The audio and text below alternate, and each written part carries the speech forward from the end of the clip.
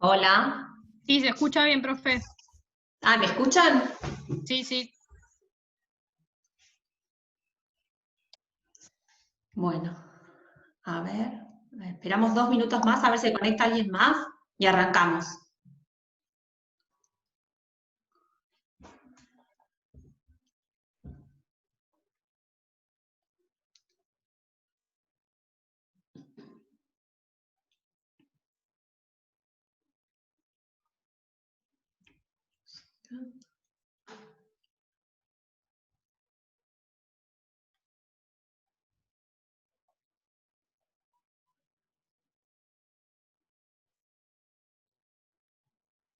Bueno, buenas tardes a todos y hoy vamos a arrancar, me toca dar amparo a mí y vamos a ir viendo el análisis de todo el punto de amparo y si podemos la semana que viene o la otra, vamos a seguir si es que no terminamos hoy. ¿Eh?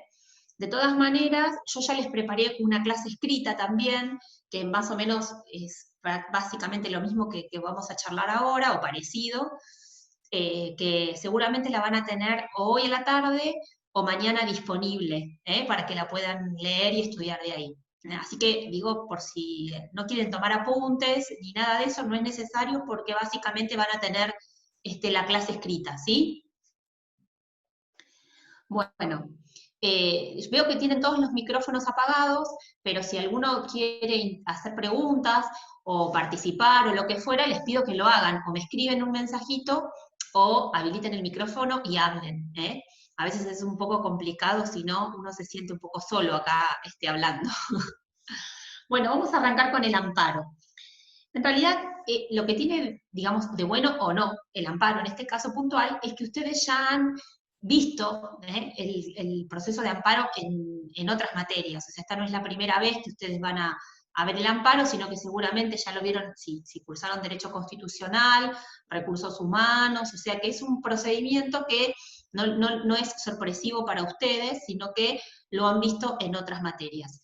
Lo que vamos a intentar acá es hacer hincapié, digamos, en las normas procesales, y por eso les digo que si tuviesen alguna duda con relación a eso, prendan el micrófono y me la formulen.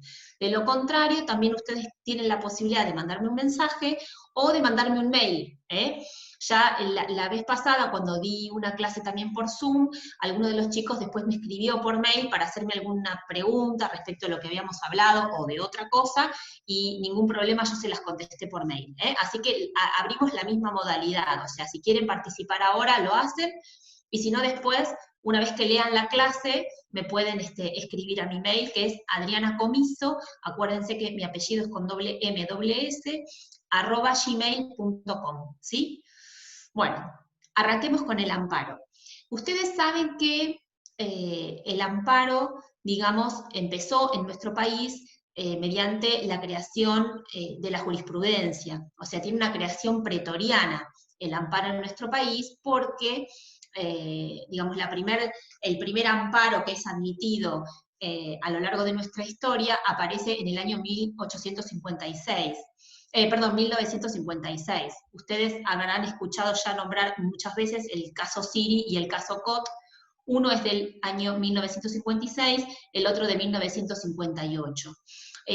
Digamos, el amparo en nuestro país se mantuvo sin legislación, o sea, sin que haya una ley que lo reglamente o lo legisle, hasta el año 1966. A partir del año 66 aparece la primer ley nacional sobre el amparo, que es la 16986, y que viene a legislar el amparo federal.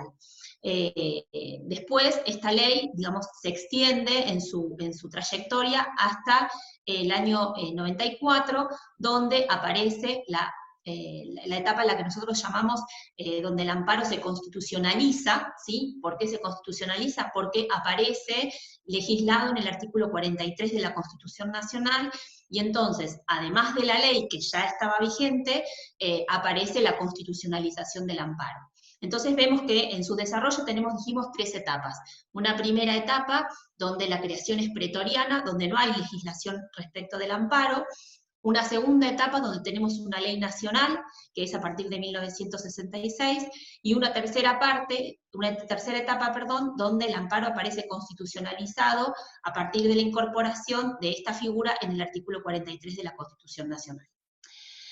Si arrancamos por el principio, nosotros vamos a ver que igual en otros países, digamos, el amparo no nace en Europa, sino que el amparo nace en México. O sea, la primera constitución que recepta el amparo es cerca de, no recuerdo exactamente el año, pero 1917, 1918, la Constitución de México es la primera que recepta el amparo. En nuestro país tuvo intentos de legislación, digamos, pero en todos los casos fueron infructuosos. Nosotros sí teníamos en esa época, digamos, el habeas corpus como una vía o una acción que permitía la protección de determinado derecho consagrado en la Constitución. En este caso, era principalmente la defensa en juicio y la libertad ambulatoria. Es decir, nosotros sí teníamos legislado el habeas corpus, que justamente, digamos, resguardaba esos dos derechos, la posibilidad de defensa en juicio y la libertad ambulatoria. Fue así que entonces, como decíamos, buenas tardes. No pasa nada. Entonces, digamos, aparece el primer caso en el cual la Corte va a receptar el amparo, y como dijimos, en 1956, en ese caso es el señor Siri, que se presenta ante un juzgado de primera instancia. El señor Siri era propietario de un periódico que se llamaba Mercedes. Este periódico se distribuía en la ciudad que lleva ese nombre, Mercedes, y entonces, en un momento, él termina encarcelado y se le coloca una clausura en su periódico, y entonces, digamos, pierde las dos cosas, la libertad ambulatoria y la posibilidad de ejercer su imprenta y de trabajar. En esas condiciones es que Siri interpone primero un habeas corpus y entonces recupera su libertad ambulatoria, la libertad ambulatoria, pero no así la posibilidad de reabrir su imprenta. En ese caso, cuando recupera la libertad, intenta, digamos, ante un juez de primera instancia, una medida judicial tendiente justamente a restablecer ese derecho que él consideraba violado, en este caso, la libertad de imprenta y el derecho de trabajar. Lo que ocurre es que esa petición es rechazada en primera instancia, y la misma suerte sigue en la Cámara de Apelaciones, donde el recurso también es rechazado, y en ambos casos el fundamento que se utiliza es que, digamos, el habeas corpus está destinado a resguardar la libertad ambulatoria y no otros derechos consagrados en la Constitución, los cuales no resultan operativos para los jueces a los efectos de garantizarlos a través de esa medida. Bueno, la cuestión es que Siri interpone un recurso extraordinario, el cual le es rechazado, y se va en queja a la Corte Suprema de Justicia de la Nación, y es donde aparece el primer precedente del amparo.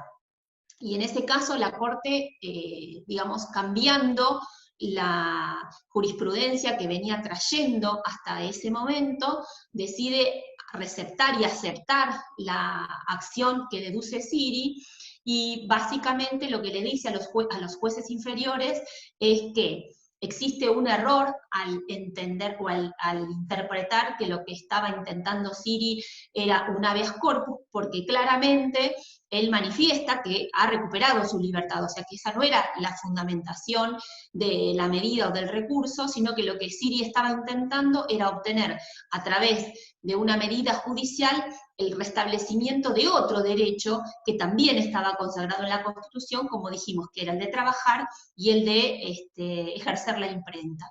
En esas circunstancias es que la Corte le da el visto bueno, la resolución sale por mayoría, y es aceptado, digamos, el primer amparo en nuestro país.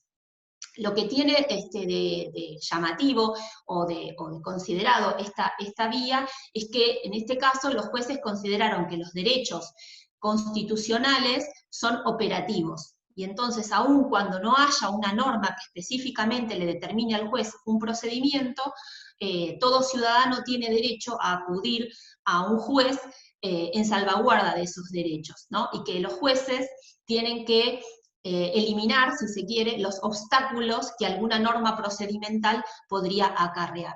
Lo que también es importante decir con relación a este caso es que en el momento en que la Corte dicta la resolución, en forma previa, se solicitó una especie de mandamiento o alguna información respecto de la permanencia o de la subsistencia de la clausura del periódico. Eso también nos da otra pauta del amparo, y es que al momento del dictado de la sentencia, digamos, la lesión al derecho tiene que permanecer, tiene que estar subsistente. Entonces, con esos condimentos es que la Corte hace lugar al primer amparo. 2 años más tarde, en el año 58, aparece el señor Juan Cot. El señor Juan Cot era titular de un establecimiento fabril que se dedicaba, creo que al tejido textil, y tenía una fábrica. Por un inconveniente sindical termina despidiendo a varios trabajadores y decide reincorporar a alguno de ellos y a alguno de ellos no. En esas condiciones es que los que no se reincorporaron, más los que estaban dentro de la fábrica trabajando, deciden tomarla. Al tomarle la fábrica, el señor Cot se presenta primero en la justicia, también ante un juez de primera instancia, pero esta vez con competencia en lo criminal, porque lo primero que va a deducir es una acción de usurpación. Inicia una acción de usurpación y bueno, la acción le va mal, tanto en primera instancia como en cámara.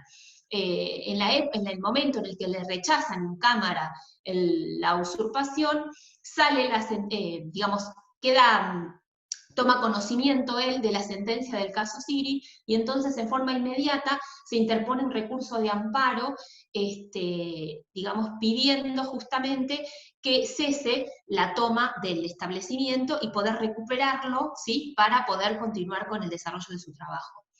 Tengamos en cuenta que la toma había sido en el mes de abril, digamos, y estábamos en el mes de los primeros días de septiembre. Eso significa que la restricción al derecho de trabajar se había extendido durante algún tiempo, durante algunos meses.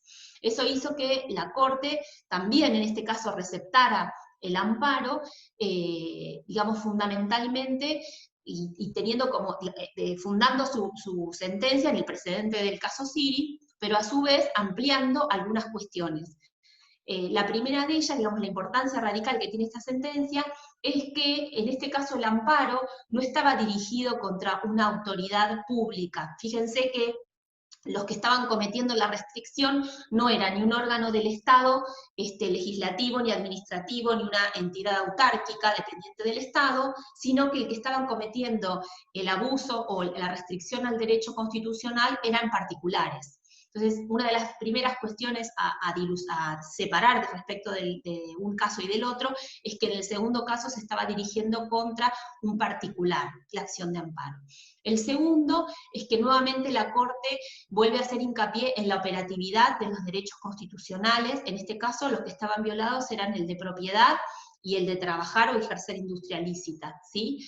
Y la tercera cuestión es que, al igual que pasó en el caso Siri, existía una actualidad en relación a la lesión a esos derechos. Es decir, la Corte, digamos, se cercioró de que efectivamente la fábrica continuaba tomada al momento del dictado de la sentencia. Bueno, así vemos cómo... la tercera cosa que aparece importante en el caso Cot es que los jueces, que la Corte le indica a los jueces que la remoción de obstáculos tendientes a que las partes o a que los justiciables o a que las personas puedan acudir al órgano jurisdiccional deben ser removidos. O sea, ya no lo da como una potestad que tienen los jueces, como una posibilidad, sino más como una obligación. Esto de proveer aquellas medidas que sean necesarias para el restablecimiento de los derechos. Y dice, en definitiva, que es el Poder Judicial el órgano encargado, digamos, de restablecer o de salvaguardar los derechos constitucionales. En base a esos fundamentos es que nuevamente otorga, como dijimos, el amparo.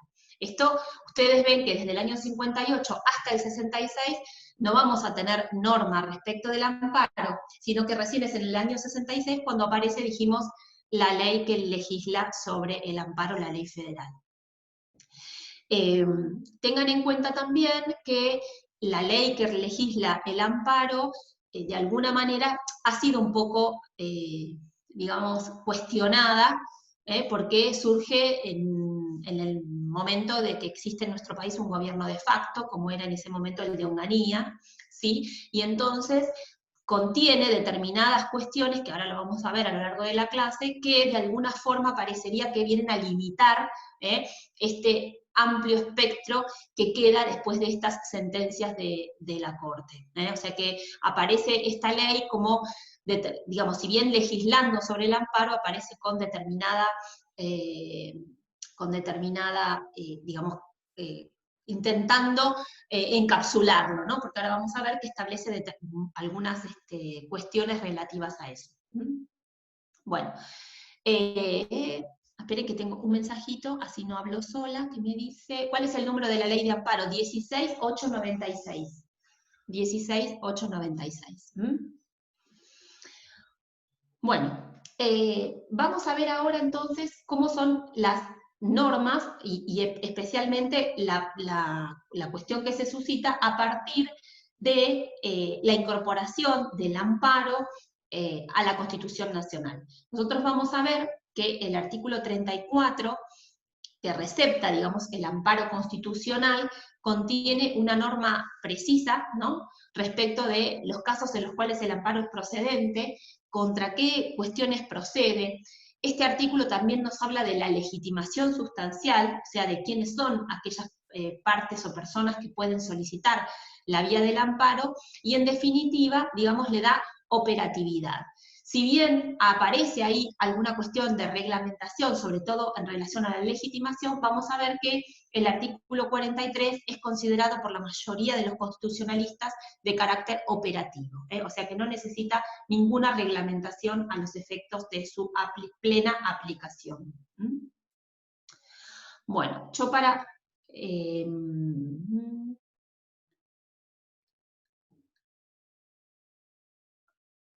vamos a leer el artículo 43 para que podamos, digamos, establecer cuáles son las cuestiones que conlleva. El artículo 43 comienza diciendo que toda persona puede interponer acción expedita y rápida de amparo siempre que no exista otro remedio judicial más idóneo contra todo acto u omisión de autoridades públicas o de particulares que en forma actual o inminente lesione, restringe, altere o amenace con arbitrariedad o ilegalidad manifiesta derechos y garantías reconocidos por esta Constitución, un tratado o una ley. En el caso, el juez podrá declarar la inconstitucionalidad de la norma en que se funde el acto u omisión lesivo.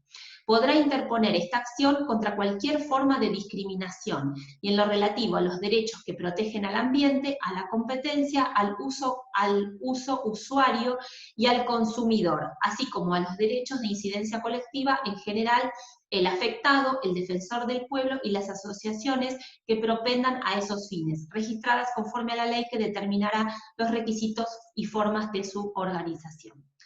Bueno, como vemos, el artículo 34 en realidad también conlleva un gran avance con relación a la ley federal de amparo, entre otras cosas porque garantiza tres cuestiones fundamentales.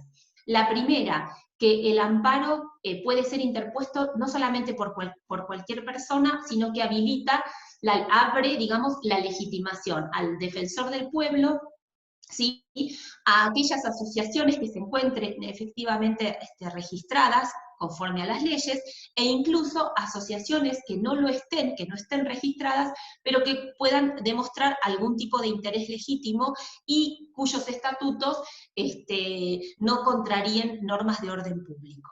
Entonces vemos que lo que hace el artículo 43 es ampliar la legitimación. La otra cuestión importante del artículo 43 es que no solamente le va a dar la condición de derecho fundamental a aquellos que están consagrados en la Constitución, sino que amplía esta posibilidad a aquellos derechos consagrados en los tratados internacionales, con fuerza de tales, o sea que no solamente, perdón, la Constitución, sino también los tratados internacionales.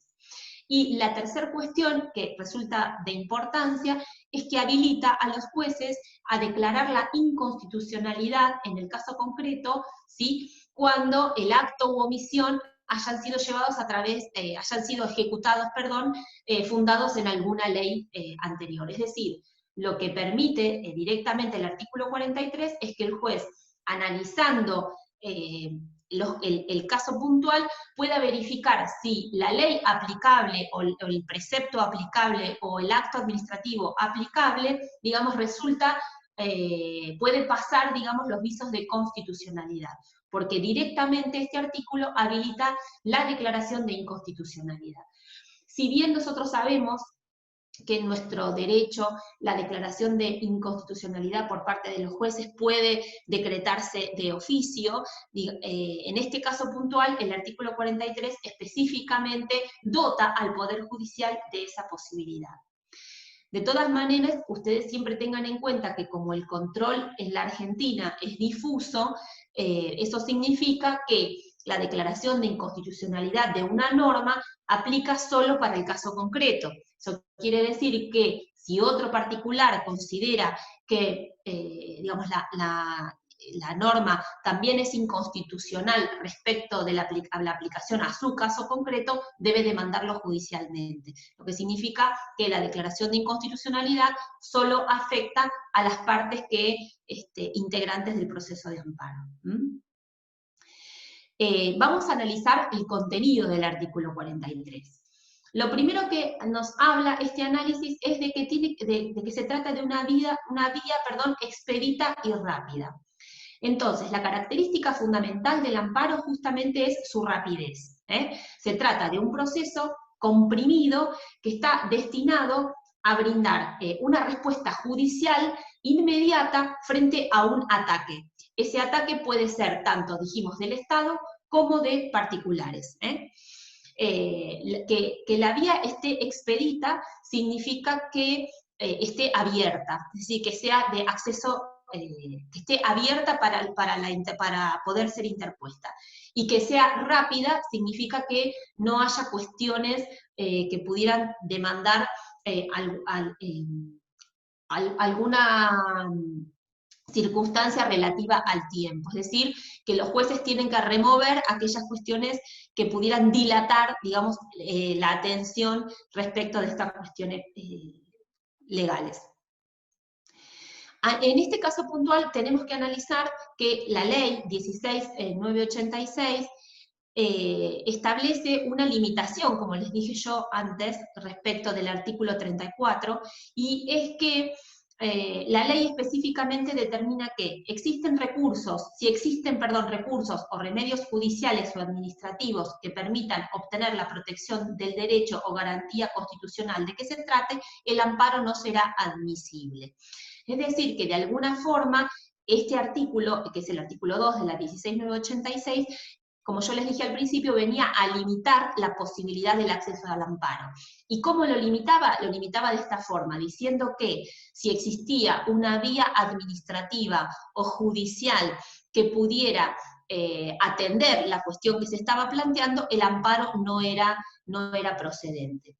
En este caso, la reforma constitucional modifica sustancialmente esta normativa, ya que el amparo procede siempre que no exista otro remedio judicial más idóneo. Es decir, que somete a una condición de idoneidad la existencia o no de otra vía posible o procedente. También es cierto que el artículo 34 viene a remover cualquier obstáculo tendiente a que, de acuerdo a la ley federal, deba agotarse la instancia administrativa previa. Fíjense cómo en el caso de la ley establece que si hay otra vía, en realidad el amparo no resulta procedente. La ley, el artículo 34, por el contrario, lo que dice es que para que esa vía sea útil, esa vía tiene que ser idónea para resolver el caso o resolver la cuestión también de forma rápida y expedita. Por eso vemos cómo el 34 vuelve a darle la amplitud que de alguna forma le había dado la Corte en el tratamiento de los recursos originarios. Entonces vemos cómo el artículo 34, digamos, vuelve a ampliar esa posibilidad y a no limitarlo a que si hay algún proceso o alguna posibilidad de otro proceso o vía administrativa, no necesariamente tiene que ejecutarse si esa vía no resulta idónea de acuerdo al artículo 34. Y la idoneidad puede estar incluso relacionada directamente con el tiempo o con el plazo. ¿Por qué? Porque por ahí es viable esa vía judicial, ¿sí? Pero llevada a cabo, digamos, demandaría un tiempo o un plazo que podría hacer peligrar la existencia misma del derecho o incluso tornarlo en ilusorio. Bueno, entonces, en este caso también tengan en cuenta que, de acuerdo al artículo 34, la lesión, el acto lesivo, puede provenir tanto del Estado, o digamos de autoridades públicas, como de actos u omisiones de particulares. Sin embargo, ustedes fíjense que, como dijimos, en el aspecto nacional tenemos la ley 16.986. Esta ley, dijimos, fue sancionada en 1966.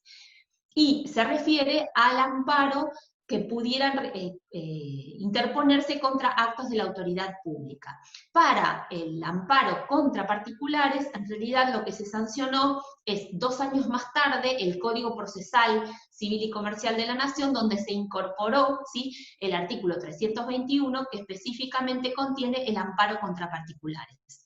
Entonces, a nivel nacional, tenemos la Ley Nacional para actos cometidos por la autoridad pública, y respecto de actos cometidos por los particulares, tenemos el Código de Procedimiento Civil. Después vamos a ver, más adelante, que en realidad no tienen, digamos, los procedimientos también es un procedimiento rápido, el proceso sumarísimo, es un proceso con plazos acotados, con prueba acotada, etc. Si bien hay distinciones en cuanto a los plazos entre la ley de amparo y el proceso sumarísimo que está previsto para cuando la lesión la cometen los particulares. Bueno, otra cosa importante que incorpora el artículo 43 es el amparo por omisión. Fíjense que, digamos, no solamente se sanciona con la posibilidad de interponer un amparo la realización de actos por parte de la administración pública o de los particulares, ¿sí?, sino también aquellas omisiones de autoridad pública que provoquen un daño o una lesión. Entonces, vemos cómo el 43 entonces amplía también la posibilidad del amparo por omisión. Tengan en cuenta que el amparo por omisión es uno de los casos emblemáticos en nuestro derecho con relación al derecho previsional. Si ustedes habrán escuchado muchas veces el tema de los amparos de los jubilados con relación a la posibilidad de actualizar sus salarios jubilatorios con relación a las fórmulas o las cuestiones por las cuales se actualiza ese salario jubilatorio. Bueno, justamente se ha utilizado el amparo por omisión en aquellas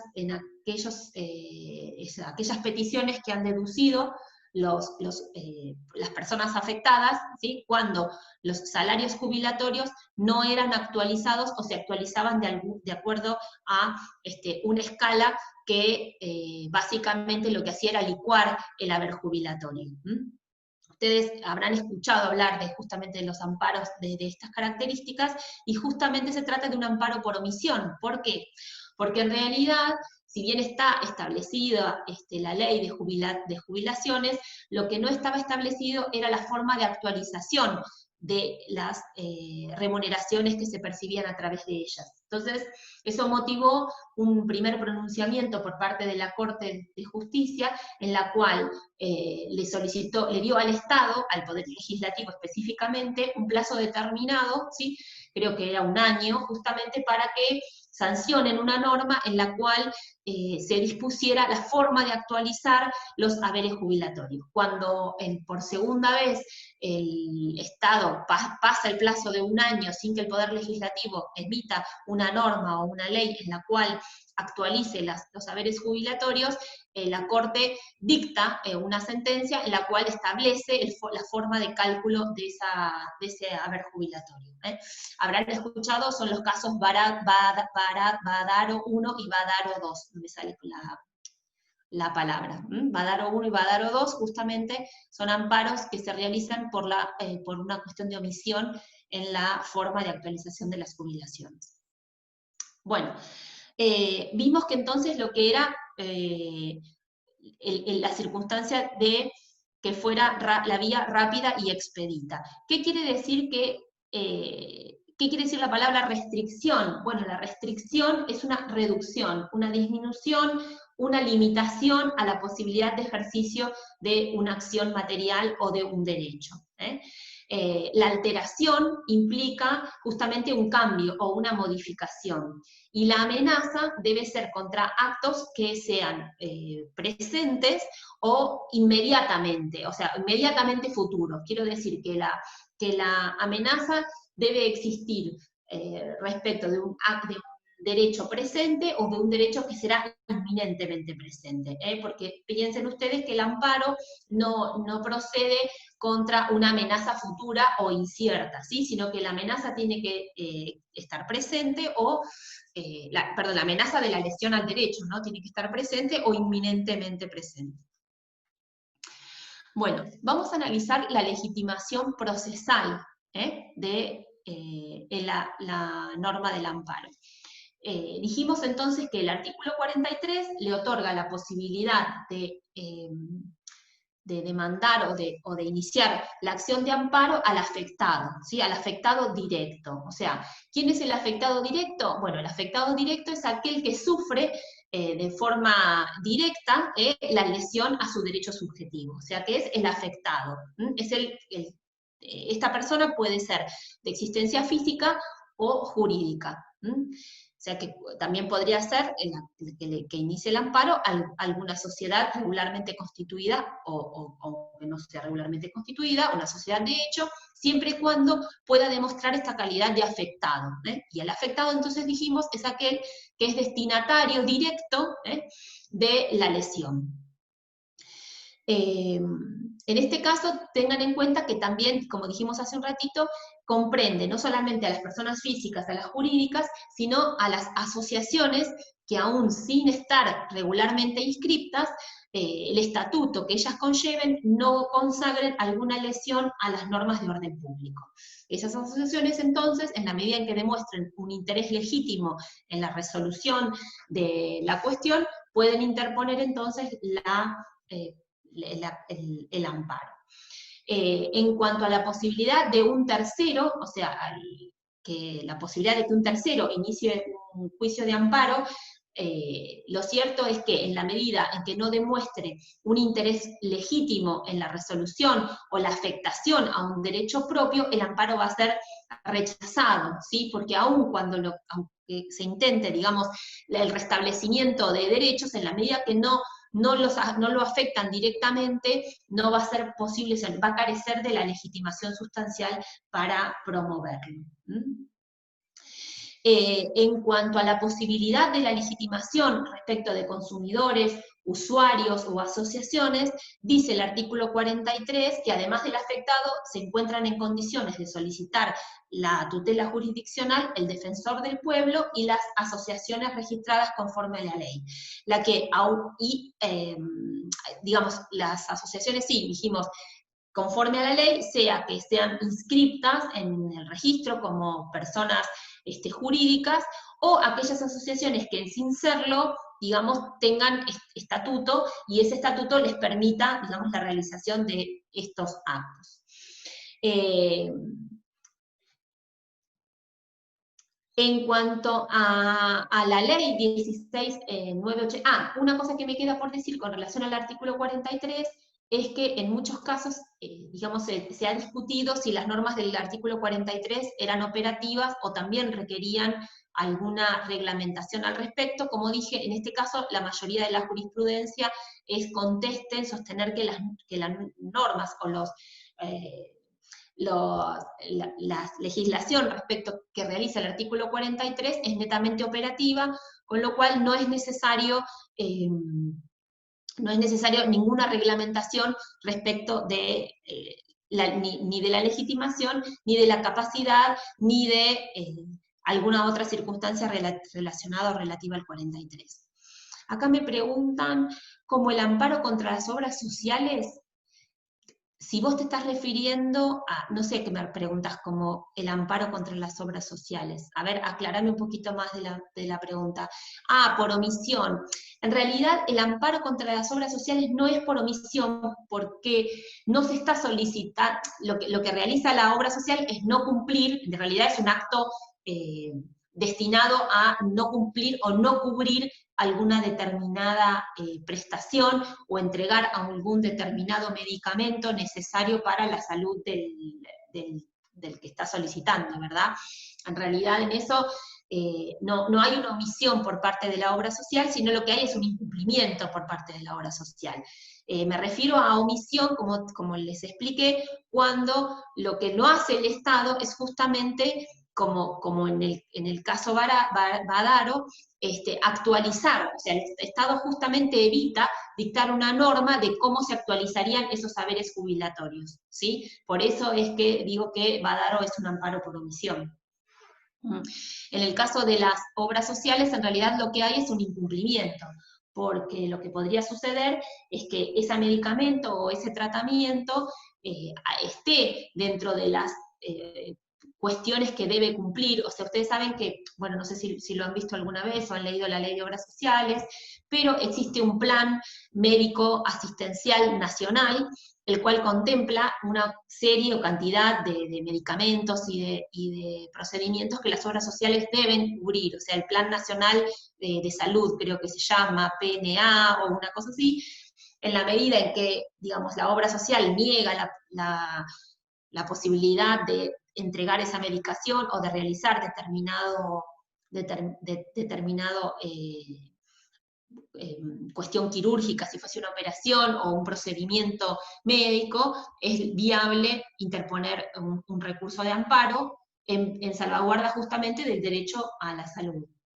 Disculpe, dijo que el artículo 43 era sí, es operativo, quise decir, no sé si dije imperativo, pero la palabra es operativo, quiere decir que no requiere de ninguna reglamentación respecto de las normas que en él contienen.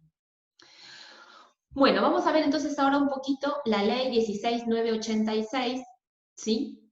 Y cuáles son las características procesales, que son las cuestiones que por ahí a nosotros más nos interesan, con relación a su aplicación. Y después, si quieren, hablamos de cuestiones de amparos, porque ustedes van a ver que la posibilidad de interponer recurso de amparo es bastante amplia, y digamos, y en los últimos años en nuestro país ha tenido mucha aplicación. Bueno, empecemos por la competencia, que es una cosa que a los procesalistas nos importa. ¿Cuál es la competencia en la ley 16.986? Bueno, está legislado en el artículo 4 de la ley, según el cual entonces será competente para conocer en la acción de amparo el juez de primera instancia con jurisdicción en el lugar en donde el acto se exterioriza o donde el acto efectivamente pudiese producir sus efectos. O sea que consagra el principio de la territorialidad y es juez competente el juez en donde el acto lesivo tiene sus efectos, o donde se comete o donde efectivamente tiene sus efectos. En este caso, dice que se observarán en lo que se pueda la distribución de los amparos en razón de la materia. También tengan en cuenta que cuando un acto por parte de la administración pública, como dijimos, o de un particular, tendiese a tener efectos en varios lugares, ¿sí? La ley lo que establece es que en ese caso se van a acumular las acciones frente al juez que previno. El juez que previno es aquel en el cual primero se interpuso la demanda de amparo, ¿no? Entonces, la competencia está dada, dijimos, por una cuestión de territorialidad, como primera medida, ante el juez en el cual se comete el acto lesivo o donde tiene su efecto el acto lesivo. Y en el caso en que tuviese en varios lugares la posibilidad de tener trascendencia o de tener efecto este acto lesivo, va a ser ante el juez que previno. Y en lo posible va a respetarse la competencia en razón de la materia. Bueno, ¿cómo es la demanda de amparo? La demanda de amparo en este caso no es muy distinta a aquella que nosotros vimos en un proceso de conocimiento. Les refresco el artículo 330, o que lo miren para que vean que la demanda de amparo en lo sustancial debe contener las mismas características o características semejantes al artículo 330. O sea que debe establecer una relación circunstanciada de los hechos, debe expresar los extremos que habilitan la interposición del amparo, cuál es el derecho que efectivamente consideran conculcado o lesionado, ¿sí? cuál es la garantía constitucional que consideran conculcada, y y establecer cuáles son los medios de prueba sobre los cuales se va a valer. En este caso, van a tener que acompañar, junto con la demanda de amparo, la prueba documental, ¿sí? Y ofrecer el resto de la prueba que intenten valerse, en el mismo escrito de presentación. Tengan en cuenta que el artículo 3 de la ley le da la posibilidad al juez de proceder a un rechazo in limine del amparo, es decir, que le permite al juez la visualización de la existencia, digamos, de un peligro inminente frente a una lesión a un derecho constitucional, y en caso contrario, si el juez considera que no existe ese peligro, puede rechazar el amparo in limine. En esta circunstancia, la ley, ¿no?, es bastante atacada, ¿no?, porque lo que dicen mayormente la doctrina es que en la medida en que el análisis, digamos que hay dos tipos de análisis, ¿no?, respecto a qué puede hacer el magistrado ante la recepción de la demanda. Un análisis sustancial que hace a la fundamentación y a la gravedad de la violación al derecho que se encuentra conculcado, y un análisis formal que tiene que ver con una admisibilidad formal, que tiene que ver con el cumplimiento de requisitos formales, ¿sí? Eso ya conlleva, digamos, otras características que tienen que ver con la formalidad del amparo, o con cuestiones atinentes a por ejemplo, a la falta de personería, o alguna cuestión de similares características. Bueno, vuelvo a decir, lo que la doctrina mayormente se inclina es que esta norma debe quedar reducida únicamente a cuestiones formales, porque si el juez analiza cuestiones sustanciales en esta etapa, digamos, se le estaría permitiendo al magistrado la posibilidad de rechazar un amparo in limine sin siquiera abrirlo, digamos, sin siquiera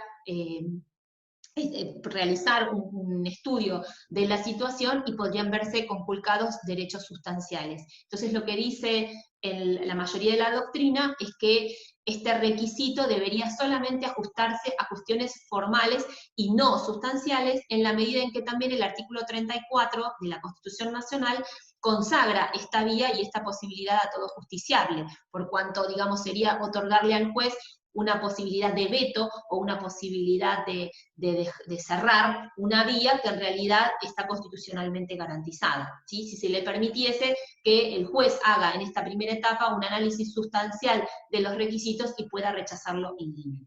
De todas maneras, la norma del artículo 3 está vigente, o sea, así como digo cómo es interpretada, también sepan que la norma está vigente, y habla de que el juez puede rechazar sin sustanciación alguna cuando la acción le resulte manifiestamente inadmisible.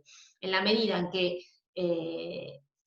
no está especificado cómo resulta esta inadmisibilidad, vuelvo a reiterar, la mayoría de la doctrina se inclina en sostener que debe ser por cuestiones formales exclusivamente, y que entonces en esas condiciones el juez no solamente lo debe fundar, sino que además debe indicar cuáles son esos requisitos que le faltan, y en su caso permitirle a la parte completarlo o ampliarlo, si eso fuese lo que corresponde.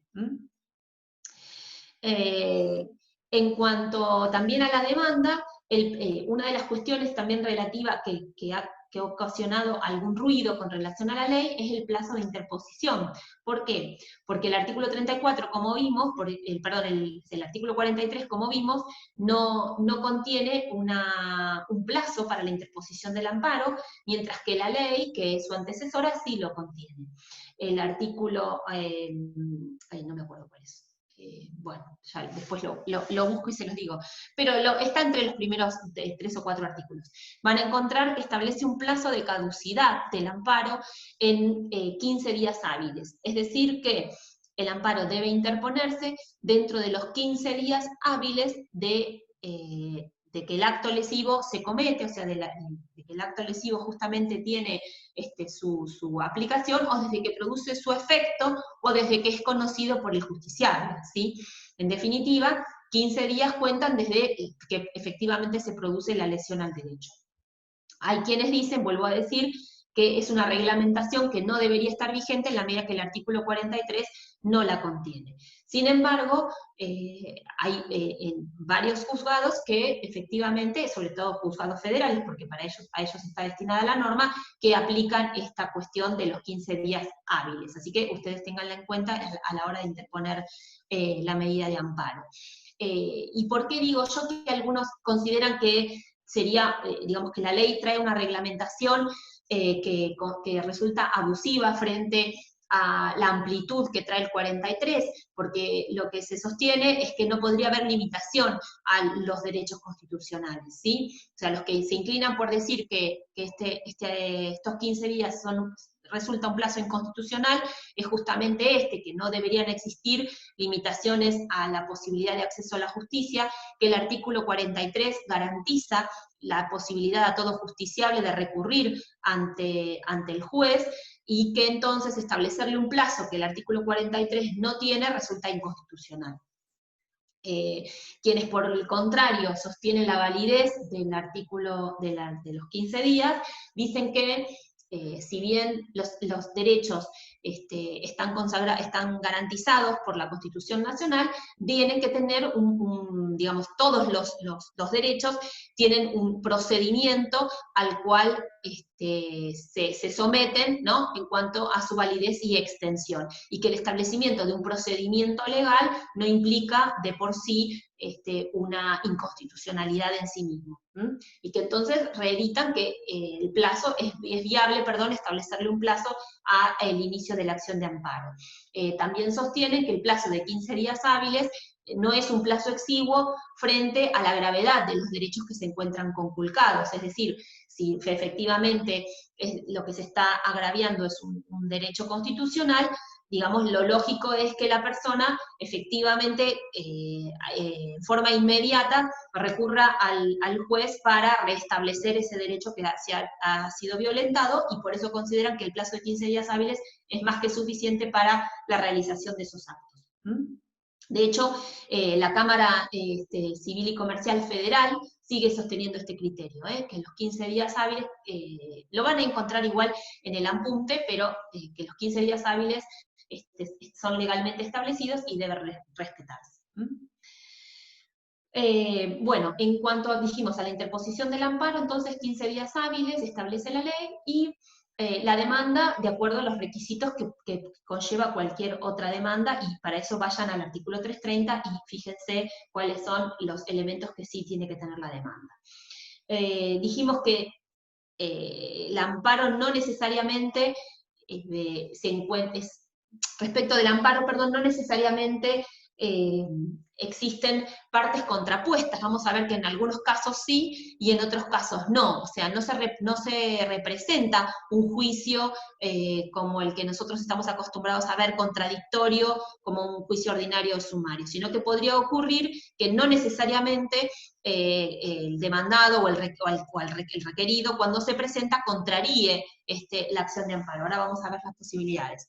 De allí que se hable de la bilateralidad del amparo más que del traslado de la demanda. O sea, vamos a ver que la ley específicamente no trae, al igual que nos pasa con la ley nuestra, con el Código de Procedimiento, el traslado de la demanda, ¿sí? Ni la necesidad de contestación de la demanda, sino que en este caso puntual, lo que se le requiere digamos, al destinatario del amparo o al futuro, a nuestro demandado, es que produzca lo que se llama un informe circunstanciado acerca de los hechos en que funda la restricción al derecho. O sea, lo que se le va a requerir es justamente que produzca un informe en los cuales, digamos, manifieste cuáles son los fundamentos que tiene para restringirle el derecho al justiciable, digamos, de acuerdo a lo que está denunciando el actor en su demanda. Entonces, este informe no necesariamente es una contestación de la demanda, por cuanto entonces no rigen para este caso puntual la carga que establece el artículo 354 de negar o reconocer en forma categórica los hechos, etc. ¿Sí? O sea que como no se trata específicamente de una contestación de demanda, no necesariamente rige el 354, sino que lo que se le solicita es que brinde un informe respecto de los actos lesivos o de la omisión lesiva que efectivamente está realizando, y que fundamente justamente las razones de ese comportamiento o de esa omisión lesiva. El plazo para el informe no está establecido en la ley, sino que el juez puede establecer el plazo de acuerdo a las circunstancias de las cuales se trate o de lo que se considere el amparo. Así vamos a ver que si es por ahí un amparo por mora de la administración, quizás establezca un plazo mayor que si el amparo es por el otorgamiento de un remedio por una cuestión de salud o la necesidad de una intervención quirúrgica. Vamos a ver que los plazos son mucho más acotados, por los cuales el juez le solicita, supongamos, a la obra social el informe circunstanciado. Entonces tengan en cuenta que el plazo lo establece el juez de acuerdo al tipo de amparo y justamente a la gravedad de los hechos denunciados, o también de la irreversibilidad de los daños. O sea, tengan en cuenta también que el juez va a analizar esto de la irreversibilidad de los daños, e incluso podría solicitar la concesión de un informe circunstanciado en horas. No es habitual, pero yo personalmente lo he visto. También tengan en cuenta que muchas veces con el amparo, la parte que justamente considera lesionado su derecho va a solicitar algún tipo de medida cautelar. Esta medida cautelar podría ser una medida de una prohibición de innovar, en el caso de que el acto que se está cometiendo efectivamente constituya una lesión, o podría ser también una medida innovativa, cuando lo que se pretende es que se restablezca un derecho o una situación, o se entregue algo, como podría ser un medicamento, por un tiempo determinado, hasta tanto se produzca el informe circunstanciado o hasta tanto se dicte sentencia en el amparo. En esos casos, los jueces, digamos, junto con la demanda, ustedes van a solicitar la medida cautelar. Vuelvo a decir, la medida cautelar que normalmente vemos en los amparos es tanto la prohibición de innovar como una medida innovativa, aunque podría ser cualquier otra medida cautelar, pero digamos son las que habitualmente se ven, y se interpone junto con la demanda, la petición de medida cautelar, ¿sí? Tengan en cuenta que el juez puede abrir el amparo y otorgar inmediatamente la medida cautelar o rechazarla. Para el caso de que rechace la medida cautelar, les queda la posibilidad de apelar esta resolución, ¿sí?, ante el juez superior, con relación al rechazo de la medida cautelar, sin perjuicio de que el juez disponga también en ese mismo auto el traslado, digamos, o la emisión del informe circunstanciado, el plazo para el informe circunstanciado por parte de la demandada. Bueno, entonces, producido el informe circunstanciado en el plazo, el informe circunstanciado, como dije recién, no necesariamente es una contestación de demanda, y en este caso el demandado tiene que actuar de la misma forma con relación a la prueba, es decir, acompañar la prueba documental y ofrecer el resto de la prueba que intente valerse dentro del amparo. Bueno, una vez que está producido el informe o que se vence el plazo otorgado sin que se presente, digamos, tratándose únicamente de prueba documental, la acompañada por las partes, el juez debe dictar sentencia dentro de las 48 horas. Acá tengan en cuenta que, como dijimos hace un rato, se trata de un proceso rápido y expedito por cuanto los plazos son abreviados. Y en la mayoría de los casos son contabilizados por horas en la ley nacional. No nos va a pasar lo mismo con el amparo contra particulares, porque vamos a ver que el proceso sumarísimo establece plazos, si bien cortos, más laxos que la ley. Vamos a ver que el amparo contra particulares, si bien también tiene plazos cortos, porque el proceso sumarísimo tiene plazos cortos, vamos a ver que son un poquito más, más extensos que en el caso de la ley federal, entre otras cosas porque se cuentan por días y no por horas. Bueno, en cuanto a, dijimos entonces que si se trata de prueba exclusivamente documental, el juez va a dictar sentencia dentro de las 48 horas. De lo contrario, el juez va a abrir la causa a prueba por un plazo exiguo, ¿sí? Y en la etapa de prueba vamos a ver que se va a producir el resto de la prueba que hubiese sido ofrecida por las partes, entre ellas la testimonial y la informativa, y por ahí la pericial si es que fue ofrecida por alguna de las partes.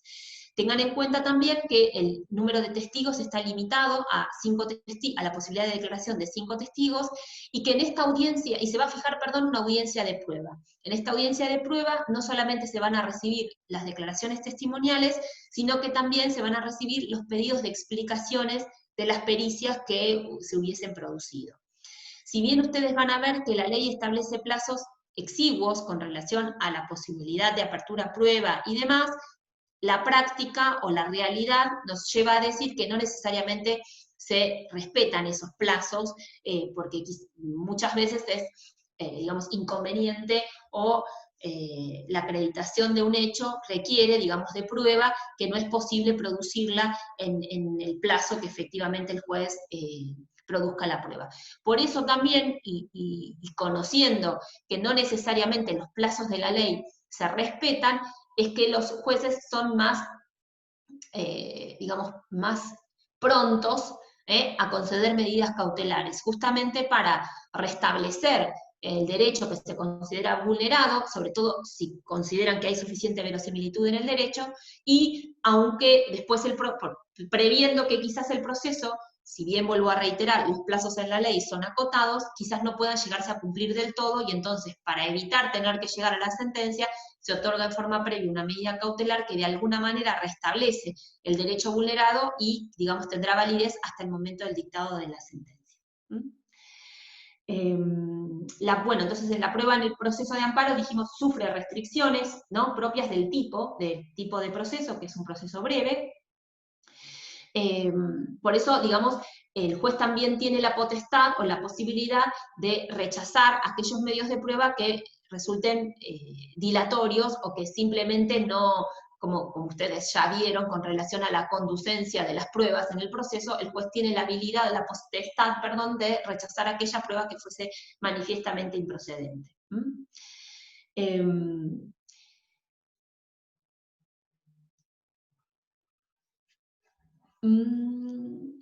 Bueno, en cuanto a la audiencia de prueba, dijimos, a partir del momento en que el juez ordena la producción de la prueba, ella tiene que ser convocada dentro de los 3 días hábiles de la providencia de la apertura. Como ustedes ven, la posibilidad de realizar prueba pericial es bastante acotada, por eso digo que el hecho de que se fijen la audiencia de prueba dentro de los 3 días de efectivizada la apertura a prueba, hace que quizás sea difícil cumplir con este medio probatorio. En esos casos, la norma misma establece la posibilidad de ampliar por un plazo igual, o sea, otros 3 días, esta fijación de esta audiencia. De todas maneras, reitero que si bien están establecidos los plazos de esta forma, nada impediría que el juez realice una ampliación del plazo cuando la obtención de la prueba necesariamente, o por la gravedad de los hechos, o por la complejidad de los hechos involucrados, requiera la obtención o la producción de un medio de prueba que no resulte posible realizarlo en plazo tan exiguos. Fíjense que el artículo 11 de la ley dice que si existiese prueba pendiente de producción por causas ajenas a las diligencias de las partes, el juez podrá ampliar dicho término por igual plazo. Esto es de lo que estábamos hablando recién. Bueno, ¿qué es lo que ocurre si alguna de las partes no comparece a esta etapa de prueba? ¿Qué es lo que ocurre si alguna de las partes efectivamente no comparece a esta audiencia de prueba? Bueno, vamos a ver que la ley nacional es muy gravosa cuando la incomparecencia es del actor y no tanto cuando la incomparecencia es del demandado. ¿Y eso por qué? Porque específicamente lo que determina es que si el que no comparece a la audiencia de prueba es el actor, se lo tendrá por desistido del proceso. Mientras que si no comparece, quien no comparece es el demandado, se lo tendrá por desistido de la prueba. En realidad, digamos, los autores discuten respecto de si la redacción está incorrecta o, digamos, admite determinadas interpretaciones, empezando por la gravosidad con la que trata al actor en relación a la pérdida del amparo, o sea, lo que le impide es, digamos, se lo tendrá por desistido, dice, del amparo.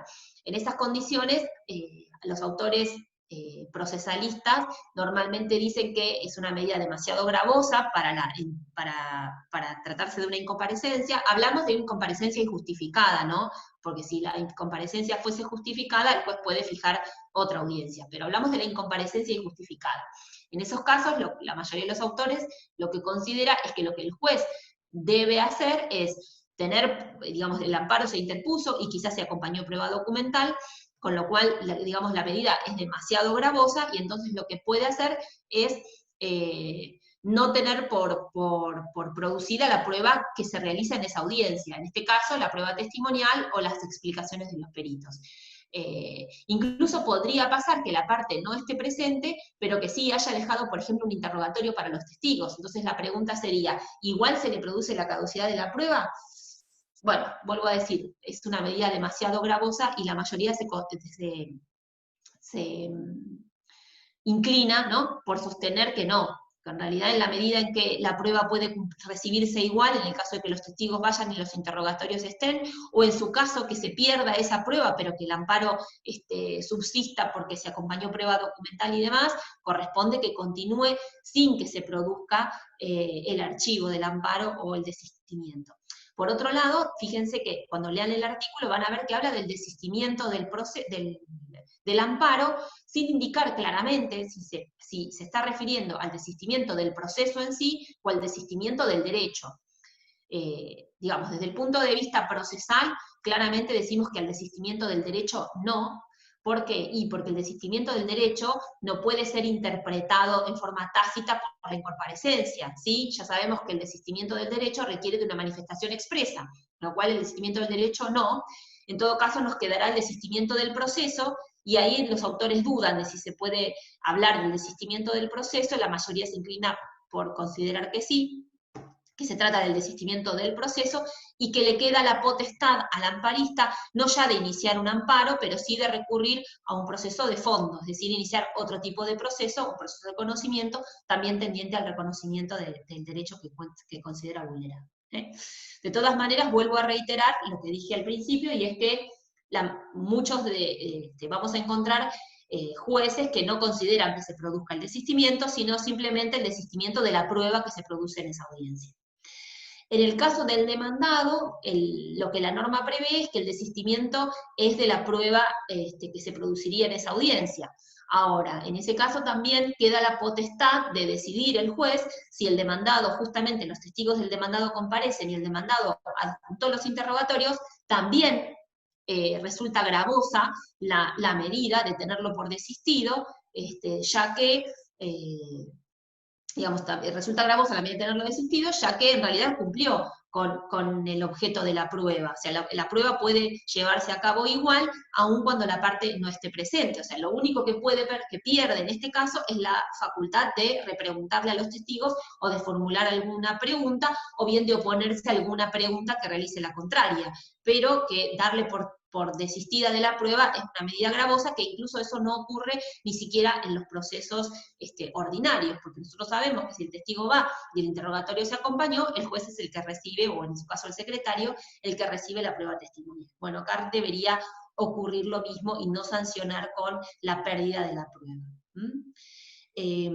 Además, no se olviden tampoco en esto que el magistrado conlleva la posibilidad de dirección del proceso, y entonces debe procurar la obtención de aquellos medios de prueba que lo lleven a la posibilidad del dictado de una sentencia válida, con lo cual es viable que sea el juez quien reciba en ese caso los testimonios cuando alguna de las partes no esté presente. De todas formas, yo interpreto, y algunos autores lo mismo, digamos que la norma de la presencia de las partes tiene que ver, que en realidad debería estar redactada distinta, digamos, tiene la intención de compeler a las partes a la presencia, a la audiencia en forma personal, porque quizás lo que se intenta en esa audiencia de prueba es la conciliación, ¿no? Y que entonces, sin las partes, la conciliación es inviable. Lo que pasa que en realidad lo que debería haberse legislado es acerca de esta posibilidad, es decir, de que el juez convoque a las partes a una audiencia, y que en forma previa a la audiencia de prueba, y que en forma previa al tratamiento específico de la prueba, intente conciliarlas, si esa es la intención. Creo que la norma ha tenido esa posibilidad, esa intención, la de intentar una conciliación en forma previa a la producción de la prueba propiamente dicha. Lo que pasa es que no lo dice, no lo dice, simplemente sanciona al actor con el desistimiento del amparo y al demandado con la pérdida de la prueba.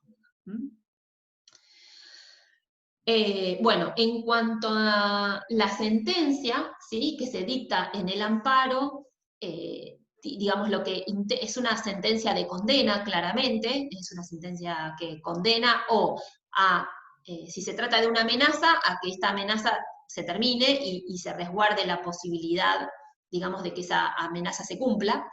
Si es una lesión, lo que se intenta es que esa lesión sea reparada.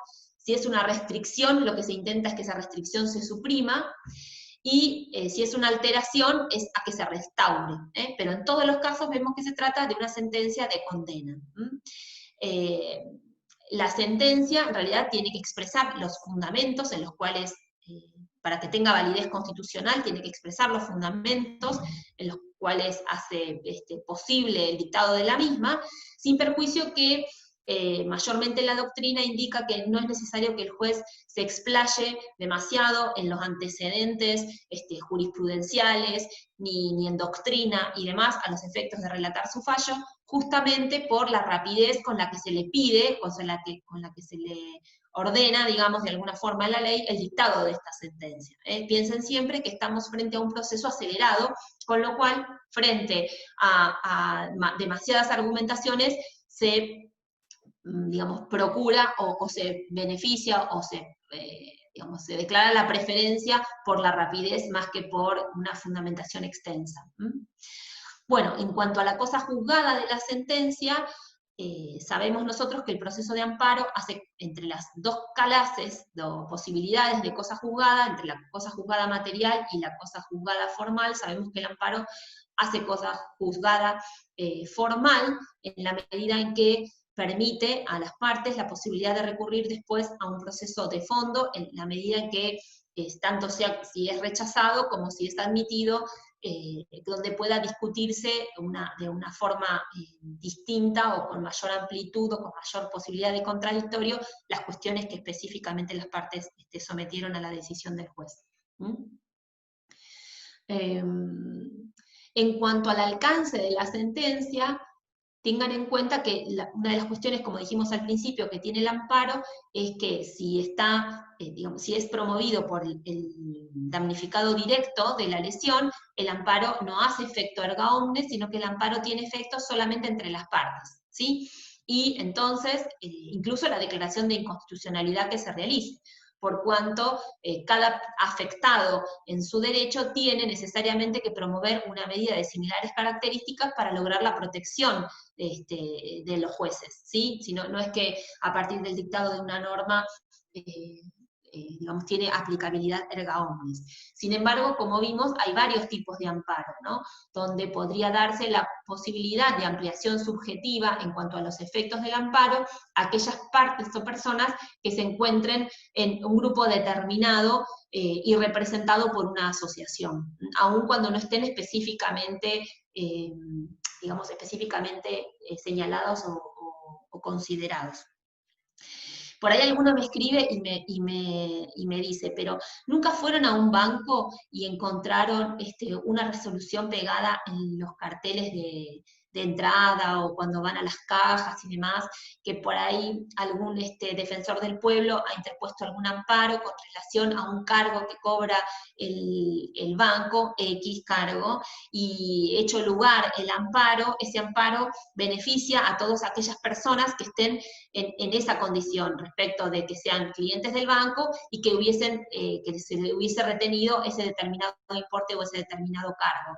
Y en ese caso, fíjense que les es restituido a esas personas, en el caso de que el amparo haya sido viable, o que haya sido aceptado, y no hay una representación directa del particular, sino que se ha hecho a través del defensor del pueblo. Lo digo porque por ahí alguno lo ha visto. Lo mismo ocurre con las asociaciones de consumidores, cuando son las asociaciones de consumidores los que, digamos, interponen la medida judicial de amparo, beneficia tiene efectos respecto de todos los consumidores que efectivamente se encuentren en la órbita o que tengan relación directa con el consumo frente a ese prestador, ¿no? En ese caso podría ser frente a prestación de un servicio público, frente a una entidad pública o privada. Perdón, ¿eso sería lo del amparo colectivo? Claro, sí, no sé quién me habló. Yo, Fanny. Sí, Fanny. Sí, Fanny. En realidad, el amparo, digamos, vamos a ver que tenemos el amparo que pueden interponer algunas asociaciones, como dijimos, o de consumidores, que van a afectar o van a beneficiar a la universalidad de consumidores que esté considerada en esa circunstancia, ¿no? O sea, se tiene que dar la condición de que sea consumidor y que además jurisdiccionalmente esté dentro de la zona de actuación del ombudsman o el defensor que efectivamente está ejerciendo la acción. Nosotros hemos visto, por ejemplo, alguna medida de amparo, y ustedes seguramente también, por ejemplo, contra alguna empresa de servicios. Nosotros en Mar del Plata hemos tenido un amparo durante varios años con relación al servicio de gas, y nos involucraba a los habitantes de General Pueyrredón. O sea, no afecta al servicio que brinda Camusi en otras localidades, pero sí a los que estamos dentro de la órbita de General Pueyrredón y que consumimos, digamos, a su vez tiene que darse la condición de que somos adscriptos al servicio. Gracias. Bueno, ¿está? En cuanto al recurso, ¿sí? ¿Cuáles son las resoluciones que son apelables? Bueno, la resolución es apelable, la sentencia definitiva, y aquella que rechaza in limine el amparo. Cuando hablamos, ¿se acuerdan hace un ratito de la potestad que tenía el juez de analizar los requisitos de admisibilidad? Bueno, en el caso de que el juez rechaza in limine el amparo, esa resolución es apelable, al igual que lo es la sentencia definitiva. La ley establece que la sentencia es apelable con ambos efectos. Eso quiere decir que la resolución de primera instancia se cumple, aun cuando, digamos, se interponga contra ella un recurso. Tengan en cuenta también que podría pasar que la sentencia no haga más que ratificar una medida cautelar que ya esté dictada dentro del proceso. El recurso, en este caso el de apelación, debe interponerse dentro de las 48 horas de que se notifica la sentencia y tiene que ser fundado. ¿Mm? Acá vemos una diferencia con el Código de Procedimientos. ¿Por qué? Porque el Código de Procedimientos establece que el recurso de apelación se va a interponer dentro del plazo de 2 días, no de 48 horas.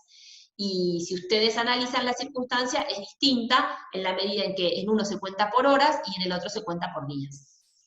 Si bien parecería que el plazo es el mismo, en realidad no es el mismo. Unos son 48 horas y otros 2 días hábiles.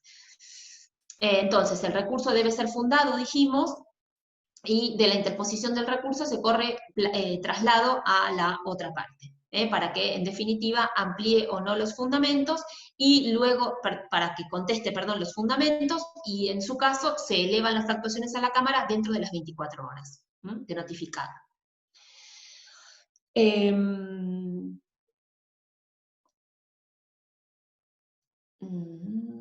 me queda?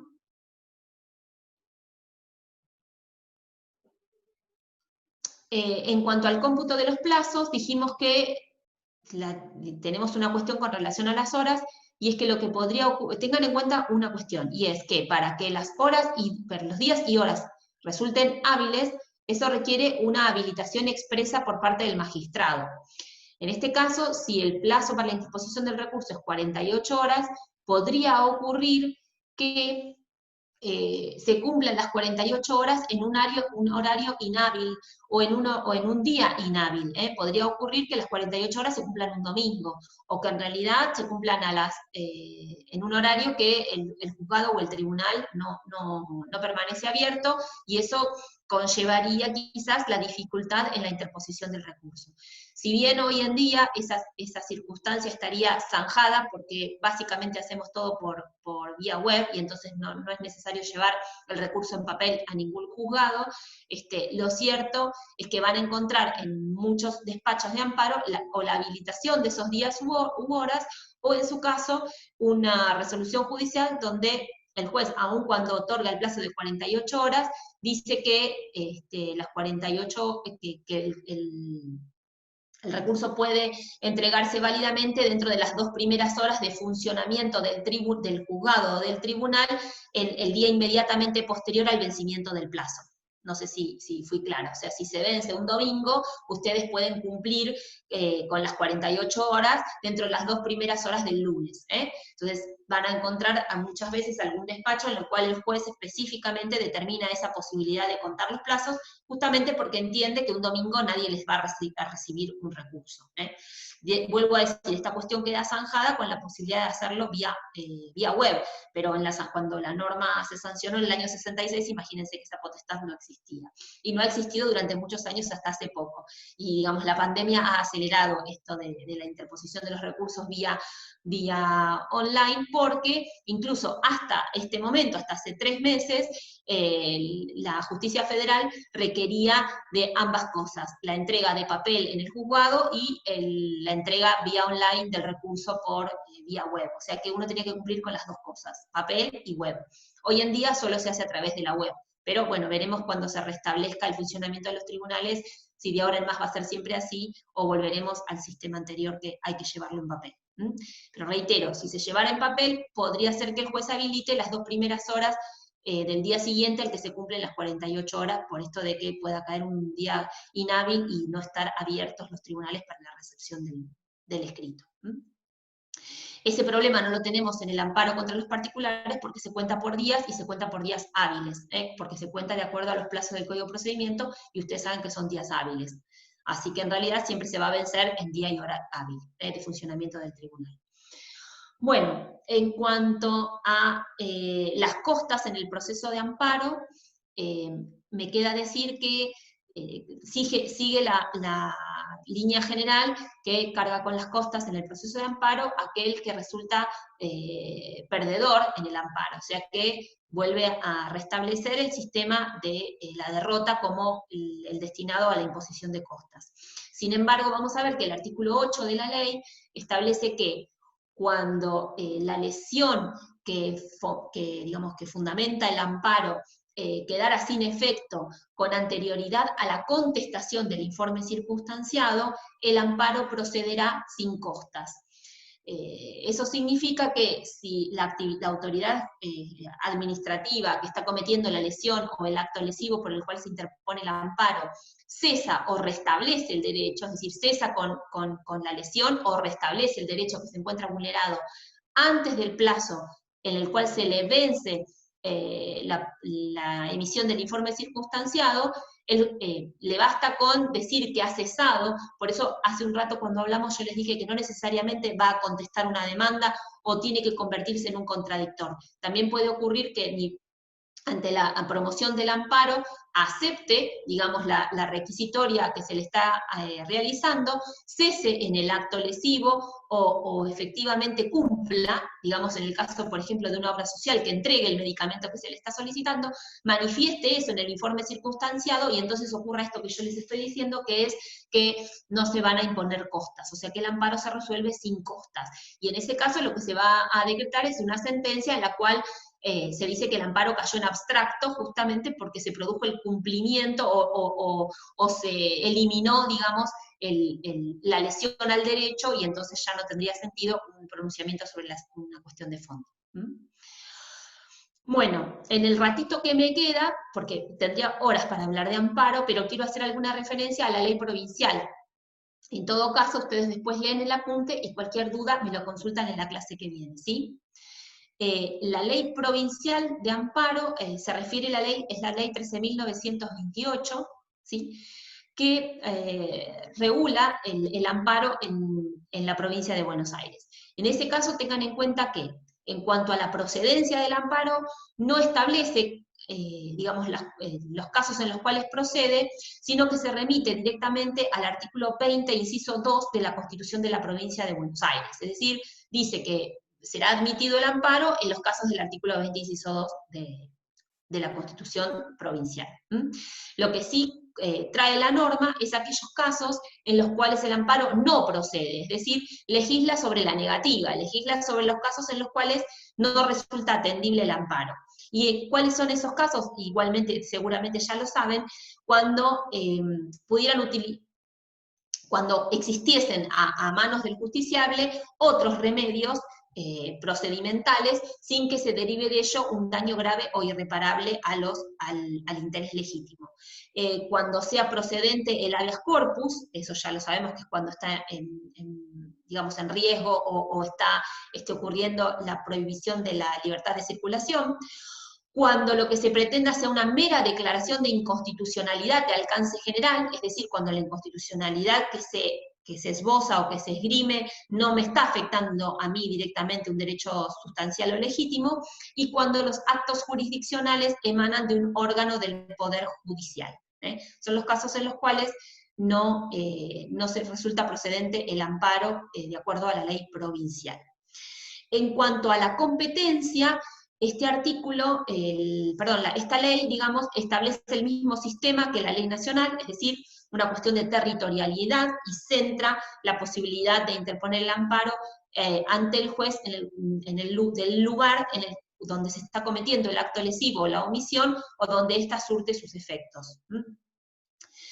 Y pasa, digamos, con relación a si estos efectos se producen en varios lugares, y se deducen varias acciones, ocurre lo mismo que les dije con relación a la ley nacional, y es que se acumulan ante el juez que previno.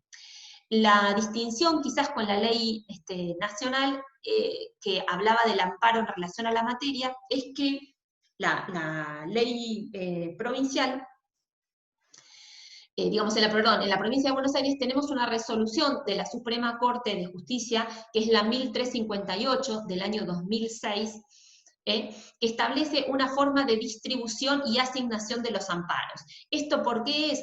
Porque lo que se estaba viendo es que a partir de la sanción, digamos, de la incorporación del artículo 43 del amparo, muchas veces digamos, se interponía el amparo y los jueces optaban por declararse inconstitucionales, declararse incompetentes, ¿sí? Por cuestiones de materia, por cuestiones de domicilio, etc. Entonces, con la finalidad de justamente de desterrar este tipo de prácticas que hacían que el amparo, digamos, estuviese varios días dando vuelta hasta tanto quedaba ante el juez competente, Suprema Corte sacó una resolución, que es la que les acabo de contar, la 1358, en la cual establece, digamos, básicamente que ningún juez se puede declarar incompetente frente a un amparo.